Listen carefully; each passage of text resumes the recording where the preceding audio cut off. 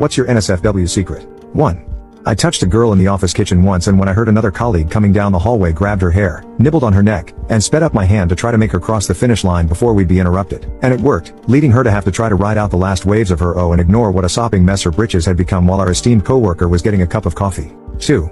I used to post dudes here and really miss doing it. 3. Between the second and third date with my now wife, and before we had even discussed being exclusive, let alone kissed, let alone slept together, I went on a sailing holiday. On the last night of that holiday, I had a drunken one-night stand with a girl who was on the same sail training course. I glazed in her mouth in the common room of the sail school, and then we ducked in her room in the attached accommodation. A week later, I had the third date with my wife. Of course I lied and said there was a girl who I was attracted to, but nothing happened. 15 years later, for some strange reason, I haven't been able to tell her. It isn't the fun time part. We've told each other details about almost everything else in our fun time past. It is the original lie on the third date, I'm afraid to admit. And I don't know why. It was far from my only one night stand, and she had more casual fun time than I did before we met. I think she probably suspects something happened that night. It wouldn't make any